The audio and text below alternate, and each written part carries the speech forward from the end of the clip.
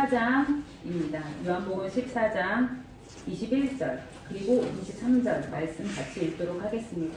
네, 요한복음 14장 21절 읽고 나서 23절 따로 읽겠습니다. 다 찾으셨어요? 네, 우리 요한복음 14장 21절 함께 읽어보도록 하겠습니다. 시작! 나의 계명을 지키는 자라야 나를 사랑하는 자니 나를 사랑하는 자는 내 아버지께 사랑을 받을 것이요 나도 그를 사랑하여 그에게 나를 나타내리라. 아멘. 우리 23절 똑같은 말씀이에요. 한 번 더 읽어봅시다. 시작! 예수께서 대답하여 가라사대 사람이 나를 사랑하며 내 말을 지키리니 내 아버지께서 사랑하실 것이요 우리가 저에게 와서 저를 저와 함께 하리라. 아멘. 아멘. 네. 여러분 한 주간도 잘 지내셨어요? 네, 날씨가 많이 추워졌습니다. 네, 추워졌음에도 불구하고 건강한 모습으로 이렇게 주님의 귀하고 복된 선전에 나와서 함께 예배드릴 수 있게 해주심에 감사를 드립니다. 네, 네, 너무 웃으시는 모습이 아름답고 귀하십니다. 우리 옆에 분하고 인사 한번 할까요? 복되십니다. 복되십니다. 하시는 복의 근원이십니다. 아멘. 네. 서로 인사하며 웃는 모습에 진짜 복의 근원이 느껴져요. 아, 진짜 복되시다. 네, 느껴집니다. 네, 우리 오늘 함께 본 요한복음 14장은요, 예수님께서 십자가 순환, 십자가 지시기 전날이에요, 전날. 내일로 다가온 이 시점에서 예수님이 떠난 후에 누가 남겨지죠? 예수님이 떠나고 나면 누가 남겨지죠? 이 땅에 예수님과 친했던 예수님의 제자들, 그렇죠? 베드로부터 예수님의 제자들이 남겨지는데 그 제자들이 어떨 것 같아요? 기분이 예수님이 떠나고 나시면 슬프죠. 그리고 3년 동안 예수님과 함께 다니면서 늘 같이 먹고 마시고 함께 다녔는데 함께 다니던 누군가가 떠난다. 여러분 어떠실 것 같아요? 슬플 뿐만 아니라 또 그의 가르침을 받았어요. 항상 예수님의 가르침을 받고 예수님이 하시는 일을 봤는데 어떨 것 같아요? 네? 삭막해? 네. 되게 길을 잃어버릴 것 같죠? 앞으로 어떻게 살아야 되지? 그쵸? 그동안 길이 되어주시고 생명이 되어주시고 진리가 되어주셨던 예수님이 갑자기 떠나신다는 사실을 알고 제자들이 막막했어요. 두려웠어요. 혼란스러웠어요. 그러자 예수님은 이 14장에서 제자들을 위로하시고 또 제자들을 더욱 강한 믿음으로 대처하기 위해서 제자들과 대화하시는 내용이 바로 요한복음 14장 내용이에요. 이렇게 두려워하는 제자들, 예수님 안 계시면서 어떡해요? 라고 말하는 제자들에게 예수님이 이제 내가 어떻게 할지 가르쳐 줄게. 내가 없어도 너희 이렇게 할 수 있어 라고 말씀하시는 장면입니다. 예수님이 우리 요한복음 14장 펴고 계시죠? 19절 요한복음 19절에 예수님이 말씀하시는데 한번 읽어주시겠어요? 요한복음 14장 19절. 네. 조금 있으면 세상은 다시 나를 보지 못할 터이되 너희는 나를 부르니 이는 내가 살았고 너희도 살겠습니다. 네. 예수님이 이런 말씀을 하시는 거예요. 조금 있으면 이 세상은 나를 보지 못할 거야. 그런데 너희는 나를 볼 수 있어. 이는 내가 살았고 너희도 살겠습니다. 라고 말씀하십니다. 여러분 이 말씀이 느껴지시나요? 무슨 말씀을 하시는지? 그래요? 어떻게? 무슨 말씀이에요? 우주야? 천국에서 만나자는 거? 그러면 이 제자들도 죽어야 되겠네? 죽어야 된다고? 그냥 다 같이 죽자 이 말이에요? 성령을 통해서 딩동댕동 우리 준지일사님 박수. 네. 예수님이 하시는 말씀이 조금 있으면 세상은 나를 볼 수 없어. 세상 사람들은 눈이 가려져서 나를 볼 수 없지만 너희는 영적인 눈이 열린 너희는 나를 볼 것이야. 그리고 나는 살아있고 너희도 살아있어 라고 예수님이 말씀하십니다. 그런데 이 말씀이 제자들이 이해가 될까요? 제자들이 도대체 무슨 말씀인지 이해가 안 되는 거예요. 우리야 이제 성령이 오셨고 하니까 이제 맞아 이게 성령이구나 영의 눈이구나 세상은 육이기 때문에 예수님은 볼 수 없구나 알 수 있지만 가려진 사람들 아까 전에 열려라 에바다 우리 찬양했잖아요. 눈이 가려지고 귀가 가려지면 보이지 않거든요. 보이지 않는 제자들은 알 수가 없는 거예요. 그러니까 계속 물어보는 거예요. 주님, 어찌하여 우리에게는 나타내시고 세상에게는 아니하려 하시는 거예요? 라고 물어봅니다. 그때 예수님이 대답하십니다. 23절, 우리 오늘 본문 말씀이에요. 같이 읽어보겠습니다. 시작. 예수께서 대답하여 가라사대 사람이 나를 사랑하면 내 말을 지키리니 내 아버지께서 저를 사랑하실 것이요 우리가 저에게 와서 거처를 저와 함께 하리라. 네, 또 21절 똑같은 말씀인데 약간 뉘앙스가 다른데 똑같은 말씀이에요. 21절 시작. 나의 이름을 가지고 지키는 자라야 나를 사랑하니 내 아버지께 사랑을 받을 것이요 나도 그를 사랑하여 그에게 나를 나타내리라. 그 여러분 한 번 더 앞에 넘겨보면 15절 계속 하나님이 예수님이 요한복음 14장에서 같은 말을 3번이나 반복하세요. 15절 말씀 한번 읽어볼까요? 시작. 너희가 나를 사랑하면 나의 계명을 지키리라. 여러분 예수님 사랑하시나요? 여러분 사랑하시나요? 근데 예수님께서 이러셨어요. 너희가 나를 사랑하면 나의 계명을 지킨다 라고 말씀하셨습니다. 여러분 예수님 사랑하시면 예수님의 하나님이 말씀하신 계명을 다 지키는데 계명 잘 지키고 계시나요? 이게 되게 아이러니예요. 사랑하느냐? 그러면 너는 내 말을 지킬 것이다 라고 예수님이 말씀하십니다. 근데 우리는 사랑해요 하는데 계명을 지키지 않아요. 우리가 누군가를 사랑하면 그 사람이 좋아하는 걸 하게 돼 있는데 사랑한다고 하면서 그 사람이 싫어하는 것만 하면 진짜 사랑하는 걸까요? 말로만 사랑하고 자기를 더 사랑하는 거죠. 그쵸? 우리가 사랑하는 사람이 있어요. 사랑하는 사람이 있어요. 같이 밥을 먹으러 가요. 우리 오늘 파스타 먹을까? 김치찌개 먹을까? 사랑하는 사람이 파스타 먹자 그러면 파스타 먹을까요? 안 먹을까요? 먹어요. 그런데 사랑하는데 그래? 너는 파스타 먹어 난 김치찌개 먹을래. 그럼 사랑하는 거예요? 안 사랑하는 거예요? 그럼 관계 없을 것 같아요. 따로따로 먹어야 돼. 근데 연애할 때 진짜 눈에 콩깍지가 씌면요 그 사람이 좋아하는 걸 다 좋아하게 돼 있어요. 그쵸? 아우 최고 주장이 지조 있는 남자시네요. 네, 아니는 자 엄마 아빠도 처음에 아내를 낳기 전에 연애할 때는 그렇게 사랑하면서 결혼해서 살다 보니까 이거는 사랑이 다른 방법으로 표현이 되는 거예요. 네, 다른 방법으로. 네, 아유 사랑 얘기를 여기서는 좀 신중하게 해야 될 것 같아요. 우리 교회에서는. 네, 이상한 게 막 뚝뚝 튀어나와가지고. 네, 자 하나님을 사랑하는지 물어보니까 우리는 네 사랑합니다 했는데 그러면은 하나님의 말씀을 지키시나요 했는데 다들 점점점 그러세요. 그쵸? 네, 우리가 하나님을 사랑하면요 하나님의 말씀을 지키게 돼 있습니다. 그런데 하나님은요 너무 잘 알고 계세요. 우리가 하나님을 사랑해서 말씀을 지킬 수 없다는 걸 너무 잘 알고 계세요. 그래서 하나님은 또 우리에게 팁을 주세요. 너희가 나를 사랑해서 말씀을 지키지 않으면 그럼 이렇게 해봐. 마태복음 7장 24절에 이렇게 말씀하십니다. 누구든지 나의 이 말을 듣고 행하는 자는 그 집을 반석 위에 지은 지혜로운 사람과 같다 라고 말씀하십니다. 하나님은 우리가 하나님 사랑해요 그래서 말씀 지킬게 이게 안 되니까 얘들아 너가 나 사랑하잖아? 그러면 너의 집이 반석 위에 지은 집과 같아. 너의 집은 무너지지 않을 거야. 나를 사랑하면 너는 복받는 자가 될 거야. 나의 말을 지키면 복받는 자가 될 거야. 하나님은 이렇게 말씀하십니다. 하나님이 가장 원하시는 걸 기억하세요. 하나님을 사랑하는 걸 원하세요. 그런데 하나님을 사랑하는 게 어려울 수 있어요. 우리의 눈이 아직 열리지가 않아서. 그럼 두 번째 하나님이 또 제안하세요. 그럼 나의 말을 지켜. 내가 하는 말을 지켜줘. 그러면은 너희 집은 무너지지 않을 거야 라고 말씀하십니다. 하나님을 사랑하는 게 아니어도 하나님의 말씀을 듣고 행하는 자 그 집을 반석 위에 지은 지혜로운 사람과 같다고 하나님은 말씀하고 계십니다. 하나님 너무 선하시죠? 우리와 서로 사랑하길 원하시는데 우리가 아직 그게 안 되는 걸 아니까 짝사랑하고 계세요. 짝사랑하시면서 그럼 우리 이렇게 해볼까? 내 말을 듣고 행해봐. 그럼 너가 반석 위에 지은 집 같을 거야 라고 말씀하십니다. 여러분 우리 요한복음 이제 봤는데 잠깐 마태복음으로 넘어갑시다. 신약의 맨 처음 마태복음 7장. 네, 하나님이 우리에게 세컨 찬스를 주십니다. 사랑할 수 없어? 그럼 두 번째 찬스. 그러면 그냥 내 말을 들어봐. 그럼 너네한테 좋을 거야 라고 하시면서 마태복음 7장 24절 27절 말씀을 우리 함께 읽어보도록 하겠습니다. 마태복음 7장 24절 27절 말씀입니다. 우리 같이 읽어볼게요.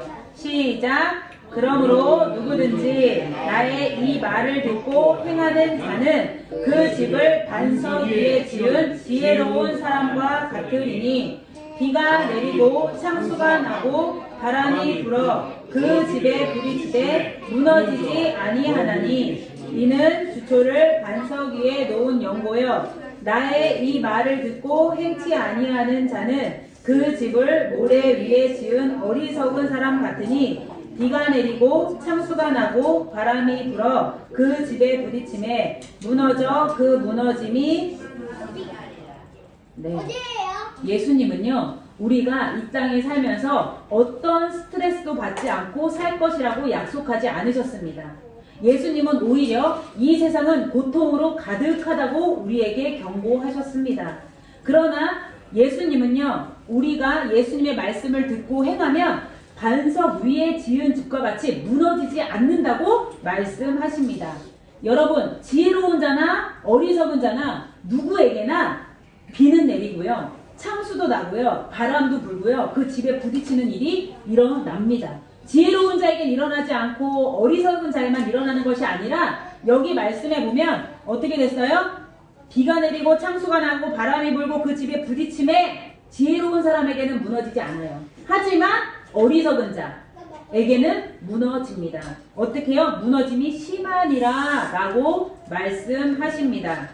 자 여러분 기억하세요. 어리석은 자에게만 이런 안 좋은 일이 일어나는 게 아니라 지혜로운 자에게도 동일하게 일어나는 일입니다. 하지만 여기서 이제 중요한 게 있어요.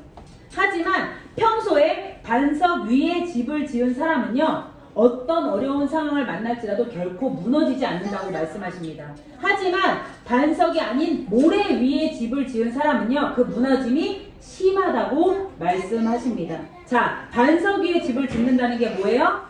주님의 말씀을 듣고 행하는 자는 반석 위에 집을 짓는 지혜로운 사람과 같다고 말씀하십니다. 우리 친구들 어린 아이들을 위해서 우리 하나만 여러분 아기 돼지 삼형제 이야기 아세요? 네.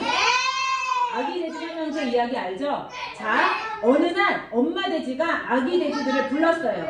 그러더니 이제 각자의 집을 짓고 살아라 라고 이야기합니다. 자, 첫째 돼지의 특징이 뭔지 알아요? 지푸라기로 집 만드는 거. 지푸라기로 집 만드는 첫째 돼지는요 되게 게을렀어요. 게으르고 노는 걸 좋아했어요. 그러니까 무엇으로 집을 만들었어요? 지푸라기로 집을 후다닥 지어요. 자, 둘째 돼지는 무엇으로 짓죠? 나무로 집을 지어요. 둘째 돼지의 특징은 뭐예요? 아니, 그나마 안전하게 했어. 둘째 돼지는 먹는 걸 좋아해요. 먹보인 둘째 돼지는 그냥 나무로 집을 만듭니다. 자, 똘똘이 막내 돼지는 무엇으로?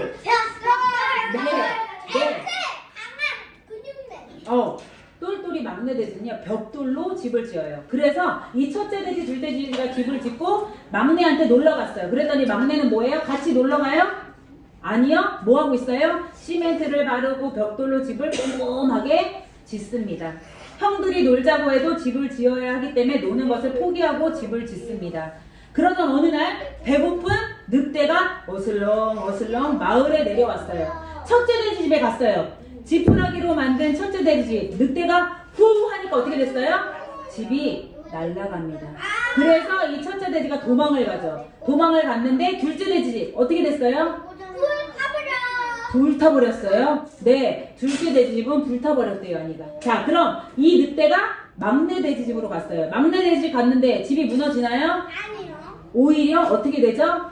늑대가 돼지들을 잡아먹으러 갔는데 오히려 늑대가 돼지들한테 혼쭐나고 도망갑니다. 그쵸? 굴뚝에 빠져서. 맞아요. 그래서 막내 돼지 집에서 늑대의 공격에도 무너지지 않고 다치지 않고 건강하게 됩니다. 건강하게 이겨냅니다. 거기다가 놨어요. 맞아요. 그랬어요. 그쵸? 자, 여러분, 아기 돼지 삼형제 이야기를 통해 우리의 영의 집을 짓기 위해서 우리는 어떻게 해야 될지 생각해 보셔야 될 줄 믿습니다. 여러분, 게으름을 피우거나 육적인 삶에만 집중하면 안 된다는 것입니다. 우리가 반석 위에 집을 짓는다는 것은요, 흔들리지 않고 변함없는 기초가 단단한 하나님 말씀 위에 집을 짓고 살아가야 한다는 것입니다. 하나님 말씀 위에 집을 짓는다는 게 어떤 말인가요? 여러분, 이 말씀이 살아있고 생명력이 있습니다. 하나님이 우리에게 하시는 말씀을 듣고 우리의 삶을 지어 나가야 됩니다. 여러분의 삶은요, 우리가 학교에서 받은 교육, 우리가 살면서 들었던 경험으로 여러분의 삶을 만들어 가시면 안 되고요. 하나님의 말씀으로 여러분의 삶의 집을 지어 나가야 될 줄 믿습니다. 아멘? 아멘. 여러분, 그런데 말씀의 반석 위에 집을 짓기 위해서는요, 여러분 중요한 게 있어요. 시간을 내어야 합니다. 여러분, 시간을 내지 않으면 집을 지을 수가 없어요.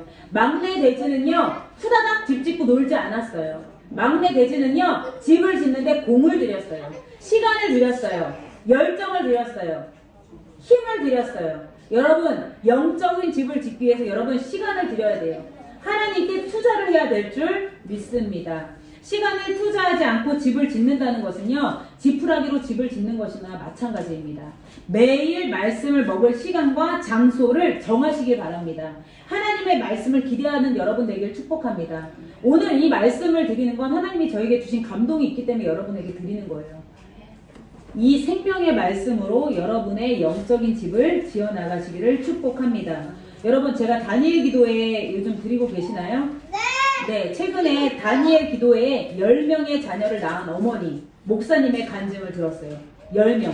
지금 결혼 33년 차. 지금 막내가 14살이라고 합니다. 그런데요, 이 목사님 가정은요, 부부가 목사님이세요. 결혼을 할 때부터 우리는 주시는 대로 납시다. 하나님께서 주시는 대로 납시다 해서 계속 나신 거예요. 1년 5개월에 한 번, 1년 6개월에 한 번, 1년도 안 돼서 한 번, 이렇게 해서 10자녀. 10자녀. 지금 막내가, 아빠가 71살인데 막내가 14살. 14살. 네. 이렇게 10명의 자녀를 계속 갖고 사시는 거예요. 그런데 이분들이요, 이 막내 14살짜리랑 세대 차이가 안 난대요. 어떻게? 저는요, 솔직히 중학교 2학년 키우는데 세대 차이 느끼거든요. 근데 여긴 세대 차이가 안 난대요. 71살이랑 14살이랑. 어떻게 안 날 수가 있을까요? 아빠가 긍정적이어서? 어떻게 세대 차이가 안 날까요? 이 MZ세대랑, 애들 때문에 정신이 없어서? 정신 없을 수도 있고 저기 있을 수도 네, 여기는요, 매일 아침, 저녁으로 가정예배를 드린다고 합니다. 아침, 저녁으로 가정예배 드리고, 아이들이 이제 학교 가서 바쁘니까 본 예배 말고 예배가 또 1, 2, 3부가 나눠져 있대요. 그래서 개인 예배 계속 드리신대요. 부모님이 선교지 나갔는데 막내랑 그 위에, 그러니까 9째, 10째만 데리고 나가셨는데 그 나머지 8명들이요, 부모님이 없어도 스스로 예배를 드린다고 합니다. 가정에서. 하나님의 말씀이요, 가정의 대소사를 결정한대요. 부모가 결정하지 않고요, 아이들이, 요즘엔 아이들한테 많이 물어봐요. 얘들아, 이랬으면 좋겠어? 저랬으면 좋겠어? 아니요. 하나님의 말씀이 대소사를 결정한다고 하십니다. 이분의 말씀이요, 이래요. 하나님이 목숨과 힘과 정성을 다해 우리를 사랑해 주신 하나님 앞에 늘 항상 최고로 대접하길 원한다고 합니다. 이분이 하시는 말씀이 이거예요. 목숨과 힘과 정성을 다해 우리를 사랑해 주신 하나님 앞에 우리가 하나님을 최고로 대접해 드릴 수 있는 방법이 뭐냐? 우리의 자녀들에게 말씀을 먹이는 거라고 합니다.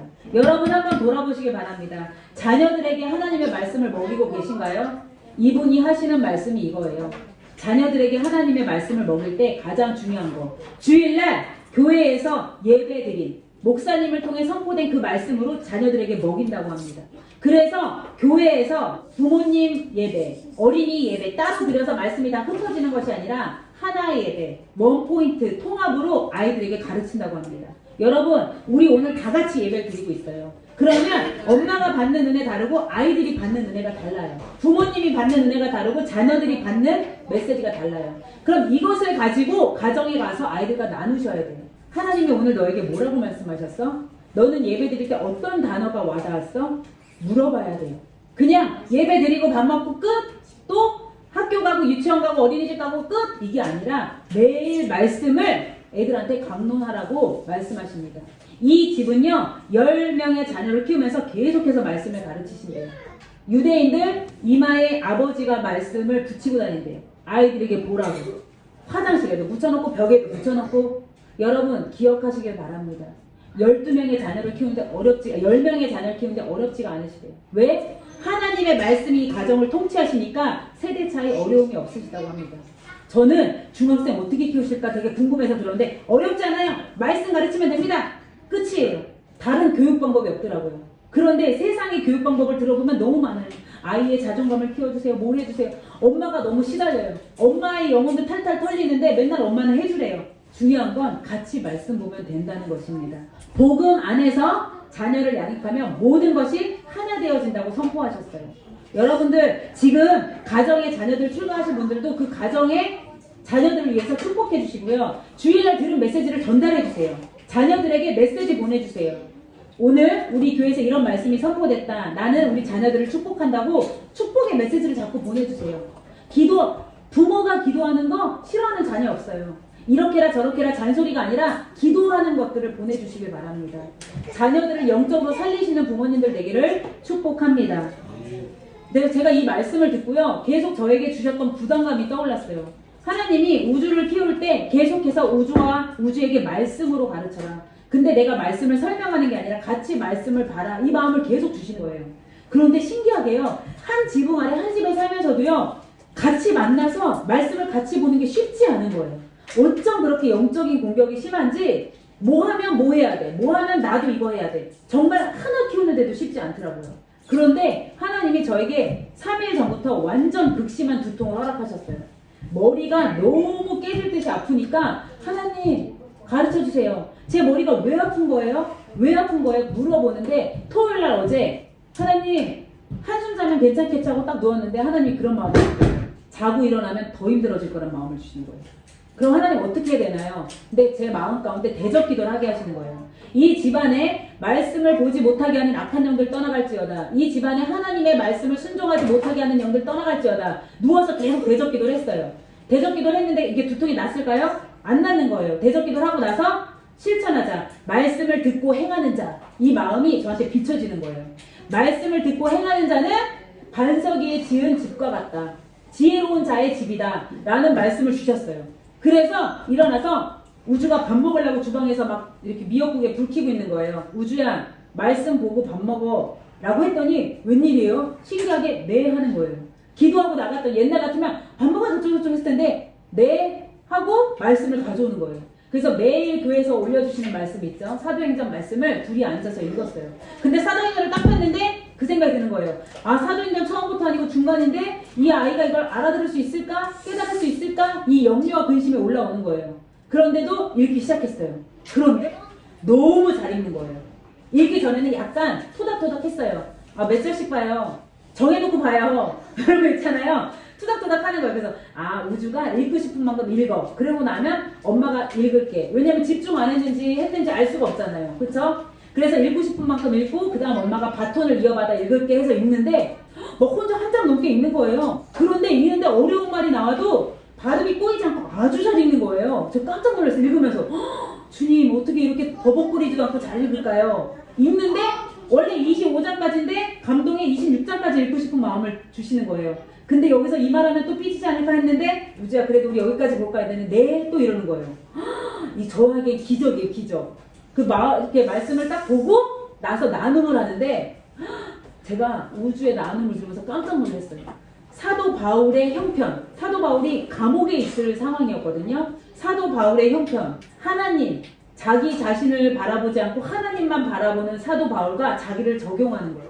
자기는 사도 바울처럼 하지 못했다는 거예요. 자기 자신에게 집중해 있었다는 걸 고백하는 거예요. 근데 사도 바울은 감옥에서도 자기에게 집중하지 않고 하나님께 집중하고 분명히 억울해서 감옥에 갔는데도 억울함을 호소하지 않고 당당하게 하나님을 전하는 거를 저에게 고백을 하면서 마무리 기도를 하는 거예요. 제가 그래서 알았어요. 아, 자녀는 잔소리로 키우는 게 아니구나. 말씀으로 키우는 거구나 확실하게 알았어요. 그래서 말씀 봐야 되겠다. 그래서 제가 우주한테 우주야 우리 매일 볼까? 그러니까 우주가 이래요. 엄마 말씀을 보니까 진정제를 먹은 것 같아요. 진정제를 먹은 것 같아요. 그리고 말씀을 보니까 뭔가 확 새로워진 것 같아요. 말씀을 본 게 20분도 안 되거든요. 그러더니 그럼 우리 월요일부터 아침 저녁으로 볼까? 아침에는 잠언 한 장만 보고 저녁에 이렇게 본문 볼까 했더니 네 이러는 거예요. 와 제가 느꼈어요. 하나님의 말씀은 뭐예요? 살아있고 운동력이 있다고 말씀하셨습니다. 하나님의 말씀은요 집안의 영적인 분위기를 바꿔요. 영적인 기류를 바꿔요. 사람을 바꾸는 힘이 있다는 걸 알게 되었습니다. 요 20분에 틀어졌던 관계가 연합이 되더라고요. 그런데 잔소리하면 연합이 되나요? 안 돼요 여러분. 잔소리 백날 해도 연합 안 되더라고요. 제가 막 후들게 패도 안 돼요. 근데 말씀을 보니까 되더라고요. 제가 하고 싶은 얘기를 말씀에서 가르쳐주니까 하나님이 가르쳐주니까 듣더라고요. 여러분 말씀은 이렇게 생명력이 있습니다. 여러분 시편 1편에 뭐라 그러죠? 시편 1편 다 외우시죠? 시편 1편 1절에서 2절 다 같이 읽어볼까요?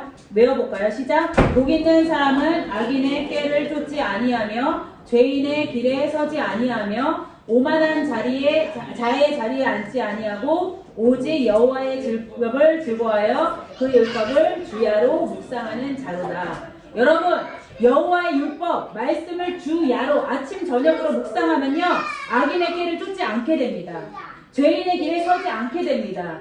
오만한 자의 자리에 앉지 않게 됩니다. 여러분 아시겠어요? 주님의 말씀을 아침 저녁으로 묵상하면요 반석 위에 지은 집이 됩니다. 그래서 비가 와도 창수가 불어도 바람이 와도 집이 부딪혀도 무너지지 않습니다. 여호와의 말씀으로 집을 세워가시는 여러분들 되기를 축복합니다. 사도행전 19장 20절에 사도 바울이 이렇게 얘기합니다. 이와 같이 주의 말씀이 힘이 있어 흥황하여 세력을 얻으리라. 아멘. 주의 말씀은요 힘이 있고 힘이 있습니다. 그래서 흥황하여 세력까지 얻습니다. 당시에 이 말씀을 하는 사도 바울의 당시에 은밀히 행하던 마술사들이 많았어요. 근데 사도 바울이 말씀을 전하는 것을 통해 하나님의 말씀을 듣고 난 이후에 이 마술을 행하던 사람, 주술을 행하던 사람들이요 다 그 마술과 주술에서 손을 뗍니다. 온갖 종류의 마술사와 점쟁이들이 마술책과 주술책을 다 갖다 팔아요. 태워요. 판 게 아니라. 그때 그 금액이 바로 은화 5만 정도. 은화 5만 정도에 이 책을 다 태워요. 하나님의 말씀을 듣고 나니까요 자신이 가장 소중하게 여겼던 것들도 하나님이 기뻐하시지 않는 거라면 버릴 수 있더라고요. 이 은하 5만이 어떤 거예요? 한 사람이요 135년 동안 하루도 쉬지 않고 일을 한 다음 한 푼도 쓰지 않고 모아야 되는 엄청난 액수예요. 그러니까 아무리 비싸도 하나님 앞에 값어치가 없다, 쓸모없다 라는 것은 태워버리고 없애버리는 것입니다. 여러분 이것이 바로 말씀을 듣고 반응하는 자들의 모습입니다. 여러분 말씀을 볼 때 찔림이 있으시죠? 저도 말씀을 볼 때 찔림이 있었어요. 딸과의 관계에 함께 말씀을 봐라라는 찔림이 있었어요. 근데 그 찔림을 자꾸 무시했어요. 그랬더니 두통으로 3일을 고생하면서 순종했어요. 3일 동안 너무 괴로웠는데 이게 뭔지 몰랐어요. 근데 기도하는 가운데 말씀 보라는 그 찔림을 순종하지 않았던 거예요. 여러분 찔림이 있어서 뭔가 반응이 나타나는 거 감사하게 생각하셔야 됩니다. 여러분 가정에 뭔가 고난이 있고 어려움이 있는 거 감사해야 돼요. 하나님이 주시는 사인입니다. 돌이키고 하나님으로 세워져 가는 가정을 하나님이 내가 하겠다라고 말씀하시는 사인인 줄 알고 여러분 깨어나시길 바랍니다. 여러분 말씀 볼 때 찔리는 거 순종하셔야 됩니다. 여러분 히브리서 4장 12절에 이렇게 말씀하십니다. 하나님의 말씀은 살아있고 활력이 있어 좌우의 날선 어떤 검보다도 예리하여 혼과 영과 및 관절과 골수를 찔러 쪼개기까지 하며 또 마음의 생각과 뜻을 판단하시나니. 여러분 말씀은 살아있습니다. 그래서 말씀을 들으면 말씀을 읽으면 찔림이 있습니다.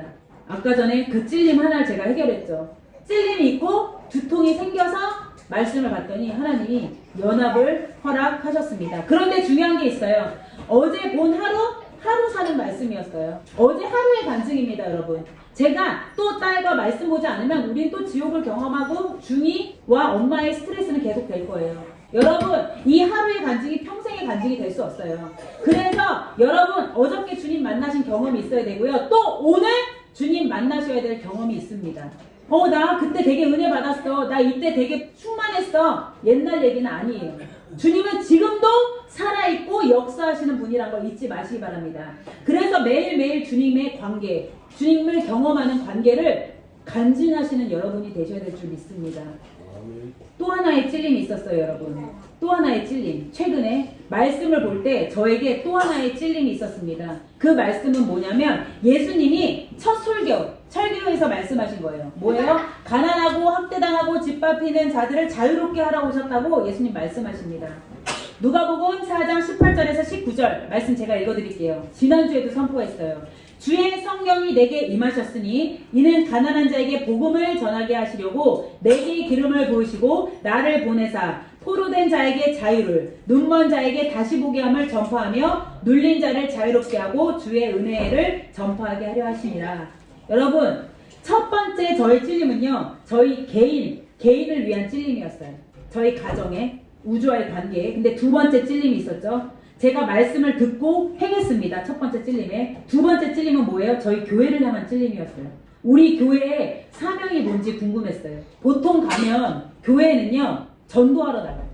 보통 교회들은요, 노방전도 나가요. 그런데 하나님이 저에게 1년 내내 노방전도에 대한 마음을 1도 안 주시는 거예요. 기도하는 가운데 하나님이 이 말씀을 주셨습니다. 가난한 자에게 복음을 전하게 하시고 우리에게 기름을 부으셨다는 거예요. 그리고 우리를 보내셨다는 거예요. 왜? 포로된 자에게 자유를, 눈먼 자에게 다시 보게 함을 전파하고 눌린 자를 자유롭게 하고 주의 은혜를 전파하게 하려 하시려고 우리를 보내셨다는 마음을 주셨습니다. 그렇게 기도하는데 하나님께서 우리 교회적으로 느꼈던 찔림이 바로 노숙자였다는 걸 깨닫게 하셨습니다. 제가 최근에 예하가 이런 말을 하더라고요, 저한테. 고모, 요즘에는 거지가 없지? 이러는 거예요. 그 내가 예하야, 거지가 왜 없어? 거지가 있어. 라고 얘기해줬어요.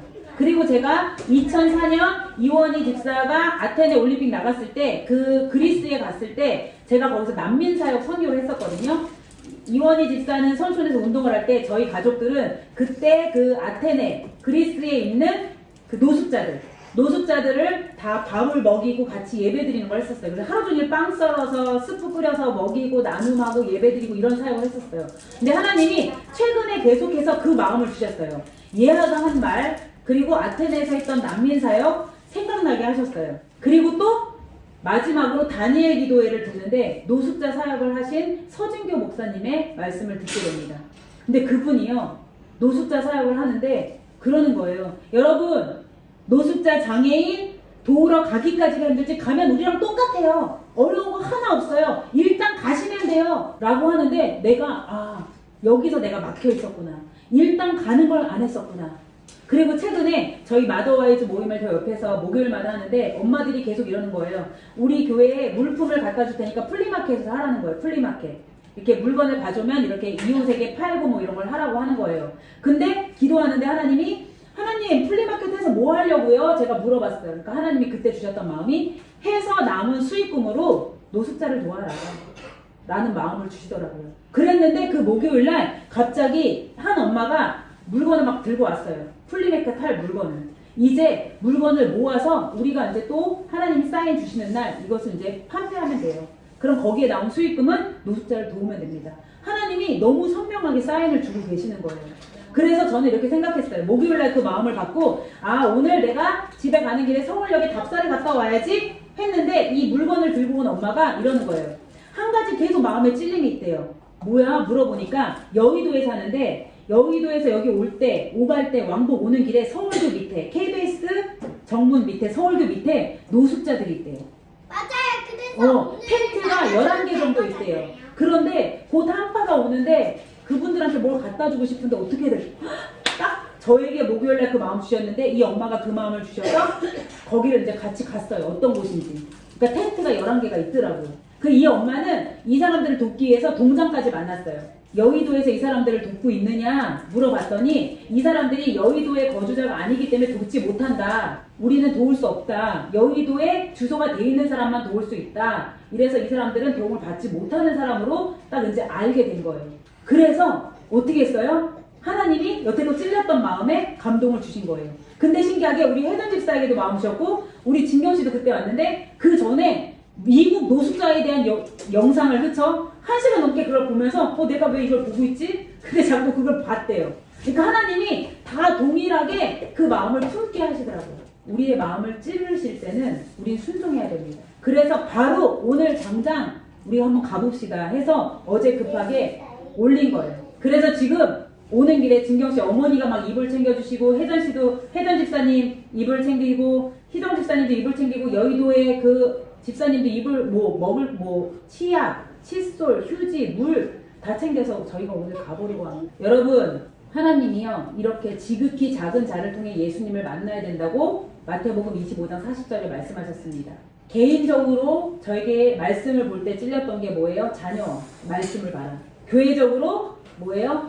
지극히 작은 자에게 가라 라는 말씀이었습니다. 여러분 이 찔림이요 다 다를 수 있어요. 저는 딸과 말씀 보는 찔림이 있었지만 또 어떤 분에게는 말씀을 볼 때 찔림이 다를 수 있어요. 11조에 대한 찔림이 있을 수 있습니다. 하나님 앞에 온전한 예물을 바치지 못하는 것에 대한 찔림이 있을 수 있어요. 또 봉사에 대한 부담이 있을 수 있어요. 또 옆집에 뭐 좀 갖다 주라는 마음이 있는데 계속 순종 안 하고 있을 수 있습니다. 또 이웃 중에 반복적으로 마주치는 사람에게 예수님을 전하라는 마음이 있었는데 안 하고 계실 수 있습니다. 다 다릅니다. 그런데 말씀을 보고 주어지는 이런 감동, 부담, 찔림 대부분은 내가 하기 싫은 것들입니다. 내가 하기 싫은 것들이라는 것을 기억하시고 말씀 볼 때 찔리는 거, 말씀 올 때 부담스러운 거, 말씀 볼 때 감동 있는 거 순종하시기 바랍니다. 여러분 쉽고 재밌는 거, 즐거운 것이 아니라 불편하고 두렵고 염려되고 꺼리는 거 이런 게 바로 말씀 볼 때 찔리는 것입니다. 이유도 많고 변명도 많은 것은 하나님은 하십니다. 하라고 하십니다. 순종하는 여러분들 되시길 축복합니다. 하나님이 우리 각자에게 말씀하시는 말씀을 듣고 행해야 될 줄 믿습니다. 오늘 제목이 듣고 행하는 자입니다. 또한 교회 리더를 통해 선포되는 말씀에도 순종이 필요합니다. 그래서 리더를 통해 진행되는 일에 불평하며 불명하며 자기 생각으로 판단하거나 정죄하는 어리석은 삶을 선택하지 마시기를 권면합니다. 그런 선택을 통해 집이 무너진다는 것을 기억하시기 바랍니다. 이거는 모래 위에 집을 짓는 것과 같아요. 말씀을 듣는 자들은 반석 위에 집을 짓고 반석 위에 지은 집은 결코 무너지지 않습니다. 예수님은 우리에게 말씀하십니다. 듣고 행해라. 나를 사랑하면 듣고 행해라. 듣고 행하는 자는 나를 사랑하는 자이다 라고 말씀하십니다. 우리 오늘 본문 말씀 요한복음 14장 21절 말씀 한 번 더 읽어주시겠어요? 요한복음 14장 21절 나의 계명을 가지고 지키는 자라야 나를 사랑하는 자니 나를 사랑하는 자는 내 아버지께 사랑을 받을 것이요 나도 그를 사랑하여 그에게 나를 나타내리라. 아멘. 제가요 지난주 목요일날 이 결단을 하고 목요일날 엄청난 선물을 받습니다. 신기하죠? 행하지도 않았는데 결단만 하고 추진하고 있는데요. 제가 3가지 선물을 받아요. 3가지 선물. 3가지 선물 중 첫 번째, 여기 오시는 분들이요 몇몇 분이 이 말씀을 좀 이렇게 찍어서 유튜브로 올려달라고 하는데 제가 그 작업이 너무 힘들어요. 잘 몰라요 유튜브에 대해서. 그래서 기도했어요. 하나님 저 이거 못하는데 어떡해요. 근데 우리 교회 이걸 또 하실 수 있는 전문가가 없는 거예요. 그런데 마침 대구에서 옛날에 저 유초등부 설교할 때 맨날 밤새면서 편집해주던 청년 있었어요. 바리스타인데 얼마 전에 지난주에 전화와서 일을 그만뒀다면서 저한테 보러 오고 싶대요. 목요일날. 근데 기도하는데 하나님이 그 청년 시키라는 거예요. 이거. 하나님 그 청년 생뚱맞게 만나서 이거 시키면 될까요? 근데 말하라는 거예요. 말할 때 굽신거리지 말고 당당하게 말해요. 네 영혼이 살려면 해라. 그래서 당당하게 너 영혼이 살려면 해야 돼 하니까 네 하는 거예요. 근데 제가 영상을 보내지도 않고 지금 맨날 연락 와요. 빨리 보내달라고. 하나님이 첫 번째 선물 주셨어요. 제가 진짜 이거 어떡하지 유튜브 했는데 첫 번째 유튜브 선물 주셨어요. 그 두 번째 선물을 주셨어요. 저희 집에 그때 냉장고 얘기 말씀드렸잖아요. 냉장고에서 막 이제 세탁기 소리가 나요. 집에 들어오면 냉장고에서 세탁기 소리가 나는데 누군가가 또 감동을 받고 저희 집에 냉장고를 보내주시겠다고 합니다. 진짜 하나님 대박이시죠. 저는 아무것도 안 했는데 그날 이게 모든 게 이루어졌어요. 그리고 세 번째 제가 그날 꿈을 꿨는데 꿈에서 예수님을 만납니다. 저 진짜 너무너무 행복해요. 예수님을 만났는데 그 눈빛을 잊을 수가 없어요. 목수 대신 예수님이요 저를 위해서 막 짓고 계셨어요. 목수 목장을 하시고 내가 지금부터 널 위해 지을 거야. 제가 그 꿈이 너무 황홀해서 아침에도 눈물이 막 나더라고요. 여기서 말씀하시죠. 나의 계명을 지키는 자라야 나를 사랑하는 자니 나를 사랑하는 자는 내 아버지께 사랑을 받을 것이요 나도 그를 사랑하여 그에게 내가 나타나리라. 예수님 말씀대로 하시더라고요. 제가 주님을 사랑하고 하니까 그 사랑을 저에게 부어주시고 또 예수님도 제 꿈에 나타나셨어요. 너무 신기했어요. 나도 그를 사랑하여 그에게 나를 나타내리라. 저 처음 봤어요, 예수님. 근데 예수님이요, 저를 바라보시면서 저를 위해서 또 막 뭘 준비하고 계셨어요. 네가 원하던 거 내가 지금 만들고 있어. 진짜 목회하면서 이거 저 사역하면서 처음 봤어요, 예수님을. 다른 사람들은 막 환상을 통해서 보는데 제가 이 목요일날 이런 걸 보고 와, 나는 우리는 진짜 별거 안 했는데 주님은 이렇게 기뻐하시는구나. 여러분, 말씀은 살아있습니다. 말씀을 보시고 행하시면 돼요. 그러면 여러분들 집은요, 반석 위에 지어지고요, 흔들리지 않습니다. 이렇게 여러분들의 집을 세워가시는 우리 비전교회 되기를 축복합니다. 이렇게 행할 때 주님께서 계속해서 생기를 부어주신다고 약속하셨습니다. 제가 리더기 때문에 저에게 먼저 시작하신 거예요. 여러분들을 향해서 이미 다 준비하고 계신 줄 믿습니다. 이렇게 우리 교회가 아낌없이 주는 이웃들에게 흘려보내고 사랑을, 예수님의 사랑을 전하는 우리 비전교회 되기를 축복합니다. 여러분, 우리 다 같이 고백합시다. 듣고 행합시다. 듣고 행하겠습니다. 말씀을 보는 시간을 내십시오. 아침 저녁으로 결단하세요, 여러분. 솔직히 밥 한 끼 안 먹어도 돼요. 아침 준비한다고 말씀 못 봐요 하지 마시고, 제가 해보니까 그래요. 저도 준비하다 보면 놓쳐요. 그런데 아침 안 먹어도 되니까 말씀 먼저 보세요. 저녁 안 드셔도 되니까 말씀 먼저 보세요. 요즘 너무 많이 먹어요, 우리가. 말씀을 봅시다. 네, 우리가 먹는 것 좀 절제하고 말씀을 절제하고, 말씀을 보고 먹는 거 절제하고 아침 저녁으로 말씀으로 채우는 비전교회 되기를 축복합니다. 아멘. 기도하겠습니다. 주님, 말씀을 듣고 행하겠습니다. 행할 때요, 방해가 있어요. 방해를 뚫고 나가시길 바랍니다. 네, 저 두통부터 막 방해가 엄청 많았어요. 근데 뚫고 나가시길 바랍니다. 네, 저 지금도 여기가요, 며칠 동안 너무 아파가지고 잘 때도 담 걸린 건지 진짜 입원해 있다가 뼈에 금간 것 같다는 느낌이 와서 지금 너무 힘든데 지금 풀어지고 있는 것 같아요. 여러분들, 방해 있어요. 근데 뚫으셔야 돼요. 돌파하셔야 돼요. 돌파하세요. 하고 싶은 거를 끊어내고 돌파하세요. 그럼 하나님이 일하십니다. 우리 하나님의 일을 보시는 여러분들 되기를 축복합니다.